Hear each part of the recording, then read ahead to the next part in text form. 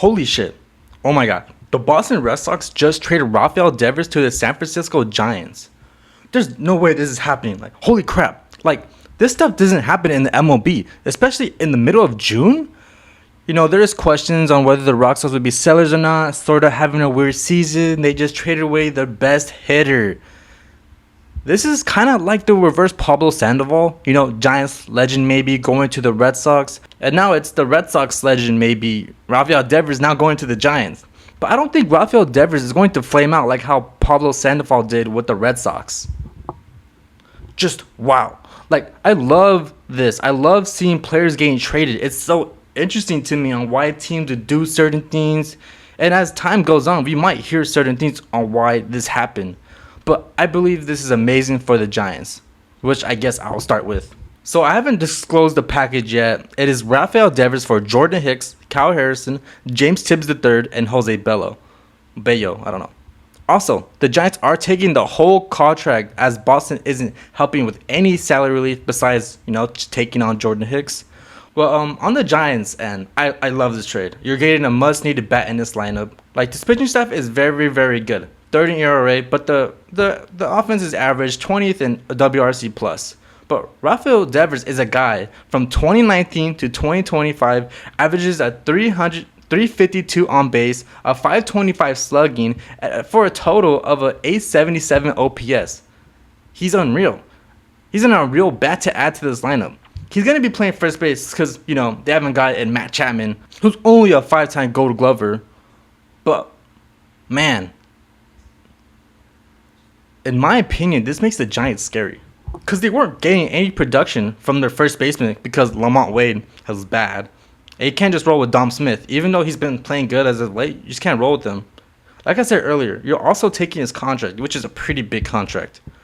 Rafael will be making $27 million next year and $28.5 million for the remainder of his contract. But honestly, it's pretty worth it for what Rafael Devers provides as a bat. Now let's talk about it from the Red Sox perspective. Wow. Just wow. This is a very interesting trade for them. You get back Jordan Hicks, who has not been good this season, but was alright last season. Don't know if they're going to use him as a starter or reliever. I just have to assume they're going to use him as a reliever. If I had to guess, he's just more salary dump at this point for the Giants, and maybe Boston could get Hicks back to being good. I mean, for losing Rafael Devers, I feel like you are getting a good return with Kyle Harrison, who's a pitcher with a lot of potential, aka innings right now. Kyle Harrison has a 60 to 70 grade fastball and a 60 grade slider. And the other pitches are average, which is something you really like, but also struggles with control a bit. But I think he'll end up being pretty good one of these days. They also got James Tibbs, another prospect who projects to be pretty good as well, as he was drafted by the Giants in the first round, an outfielder out of Florida State. He has a 60 hit tool and a 55 power. I mean, not so good fielding, but just another good prospect to add to a farm that was already pretty good. And Jose Bello, who's not as good as a prospect as the other two, but has a good slider, and that's about it. So overall, I don't hate it for the Red Sox, but I believe this is just better than letting him walk in free agency and only getting a comp pick if you truly believed that the Rafael Devers would be a problem. And this is a damn good return to get for him, and you didn't have to pay any of his salary.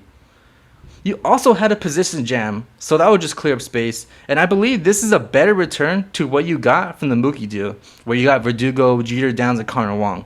Like, you're actually gaining substance here. If I had to give a grade for the teams, I just give a Giants an A, not an A plus, just purely because you are paying them a lot of money to play. And if something goes wrong, you're kind of just stuck with the contract. But I think, surprisingly, I give the Red Sox a B. Obviously, you're losing your best hitter, which sucks, but this gives you cap flexibility to use that $28.5 million to bolster your roster in other ways while improving your farm system, while getting a pitcher like Kyle Harrison who has good upside. So yeah, that's my opinion. I assume I'm in the minority of people who believe this trade isn't that much of a bad thing for the Red Sox. I also feel like you could sort of compare this to the Yankees losing Juan Soto and how they were able to use that Juan Soto money on other parts of the roster. But the thing is, the Yankees didn't receive any players for Juan Soto. They just received the comp pick, which I think makes it better for the Red Sox in my opinion. Just let me know how stupid I am in the comments. And yeah, see you.